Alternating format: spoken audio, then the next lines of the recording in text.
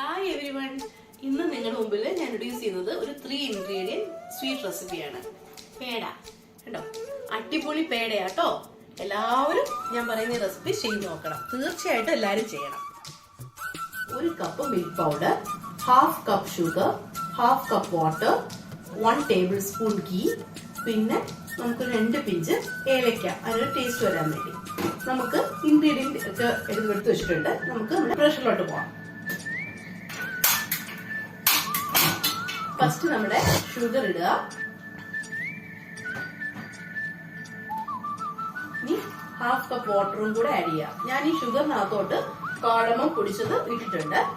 നിങ്ങൾക്ക് അങ്ങനെ വേണമെങ്കിൽ ചെയ്യാം, അല്ലെങ്കിൽ സെപ്പറേറ്റ് ചെയ്യാവുന്നതാണ്. ഇനി ജസ്റ്റ് ഒന്ന് മെൽറ്റ് ആവുന്നവരെ നന്നായിട്ട് ബോയിൽ ചെയ്യാം. നന്നായിട്ട് മെൽറ്റ് ആവണം. ഈ ഷുഗർ ഒരു ഷുഗർ സിറപ്പിന്റെ കൺസിസ്റ്റൻസിയിൽ എത്തണ്ട, അതിന് തൊട്ട് മുമ്പ് വരെയുള്ള സ്റ്റേജിലാക്കണം. നന്നായിട്ട് ഇളക്കി വേണം കേട്ടോ, പെട്ടെന്ന് അത് മെൽറ്റ് ആവും. ഫ്ലെയിം ഒരുപാട് കൂട്ടിയൊന്നും വെക്കണ്ട കേട്ടോ, ലോ ഫ്ലെയിമിൽ വെച്ചാൽ മതി. അതൊരു നല്ലൊരു ഡിഷാക്കി ഒരു സ്വീറ്റ് ഡിഷ് നമുക്ക് എളുപ്പത്തിൽ നമുക്ക് ഉണ്ടാക്കി കൊടുക്കാം. 3 ഇൻഗ്രീഡിയൻസ് അല്ലേ ഉള്ളൂ. എന്തായാലും കുട്ടികളൊക്കെ ഉള്ള വീട്ടിലെല്ലാവർക്കും ഗീ കാണും, ഷുഗർ അല്ലാതെ വീട്ടിൽ കാണും. ഇത് മിൽക്ക് പൗഡർ, ഏലക്ക എന്തായാലും കാണും.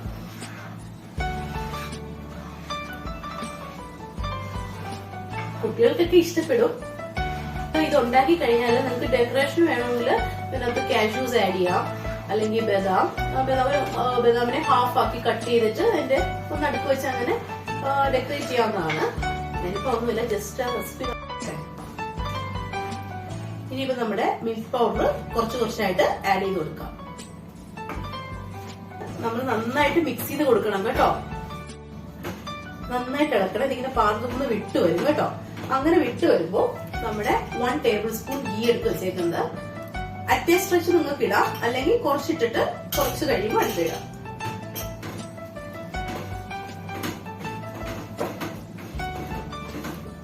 ഞാനിപ്പോ ആദ്യമേ കുറച്ച് കൂടുതലിട്ടു, ലാസ്റ്റ് വേണമെങ്കിൽ ആഡ് ചെയ്യാന്നുള്ള ഇതില്.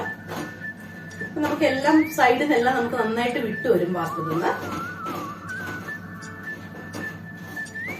കണ്ടോ, നന്നായിട്ട് നമുക്ക് മിക്സ് ചെയ്യാൻ പറ്റും. ഇത് ഒരുപാട് ഡ്രൈ ആക്കി എടുക്കുമ്പോൾ ഒരു എലാസ്റ്റിസിറ്റി പോലെ ആയി പോകും, ചിലപ്പോൾ ഹാർഡും ആവും. അത് കുറച്ച് ഒരു 1 to 2 മിനിറ്റ്സ് നിങ്ങൾക്ക് ഇങ്ങനെ ജസ്റ്റ് ഒന്ന് ഇളക്കി അതിനെ എല്ലായിടത്തും ഒന്ന് മിക്സ് ആക്കി എടുത്താൽ മതി. നമ്മുടെ പേട ഓൾമോസ്റ്റ് റെഡിയായി.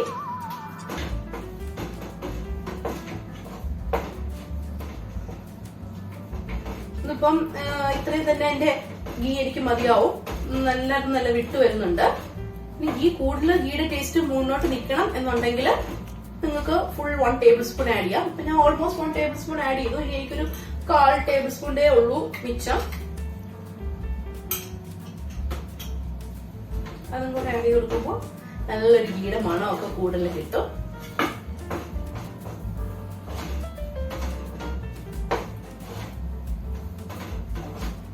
നമ്മുടെ വീട്ടിൽ തന്നെ ഉണ്ടാക്കുന്ന ഗീ ആണെങ്കിൽ കുറച്ചും കൂടെ ടേസ്റ്റ് ആട്ടോ. ഇപ്പൊ ഞാൻ വീട്ടിൽ തന്നെ ഉണ്ടാക്കിയ ഗീ ആണ്.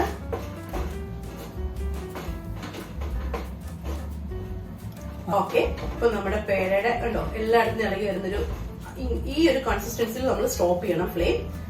എന്നിട്ട് നമുക്ക് ചെറു ചൂടോടുകൂടി ഇതിനെ ബോൾസ് ആക്കി മാറ്റാം.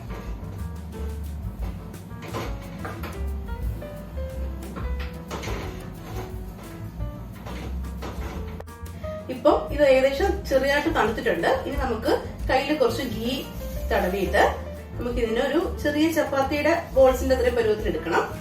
ചപ്പാത്തി ബോൾസ് ആക്കുന്ന പോലെ ബോൾസ് ആക്കുക.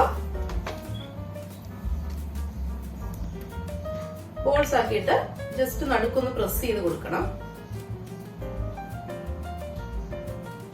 എനിക്ക് നല്ല സർക്കിളൊന്നും വരുന്നുണ്ട് കേട്ടോ.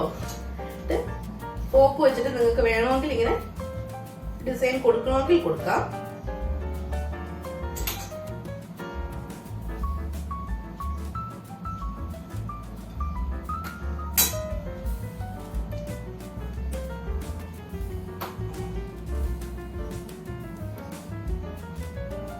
ഇനി അങ്ങനെയല്ല,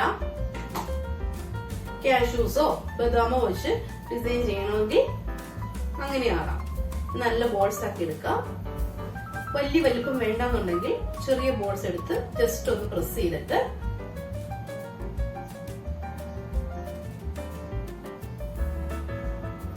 അതിന്റെ നടുക്കായിട്ട് ഒരു ഹാഫ് ബദാം വെച്ചാലും മതി, അല്ലെങ്കിൽ ഫുൾ ബദാം ഇങ്ങനെ വെക്കാം.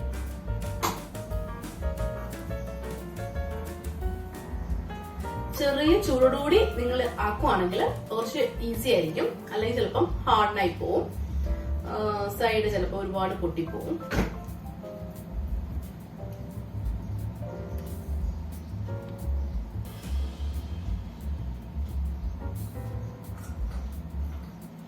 കാഷ്യൂസ് വെക്കണമെങ്കിൽ ഇങ്ങനെ കാഷ്യൂസ് വെച്ച് ഡെക്കറേറ്റ് ചെയ്യും.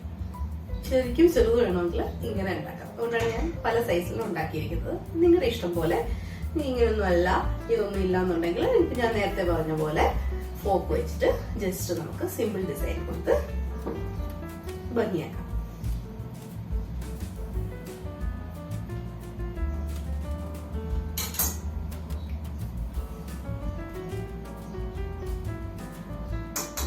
സിമ്പിൾ ആയിട്ട് ഇങ്ങനെയും ചെയ്ത് വെക്കാം.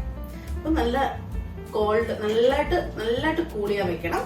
അങ്ങനെ തണുത്ത് കഴിയുമ്പോൾ നമുക്ക് നന്നായിട്ട് നല്ല ടേസ്റ്റോടുകൂടി ഇത് കഴിക്കാം. അപ്പോൾ എല്ലാവരും ഇത് ട്രൈ ചെയ്യുക. എന്റെ ചാനൽ തീർച്ചയായും സബ്സ്ക്രൈബ് ചെയ്യണം, ലൈക്ക് ചെയ്യണം, നിങ്ങളുടെ കമന്റ്സ് ഷെയർ ചെയ്യാൻ മറക്കല്ല കേട്ടോ. Bye bye.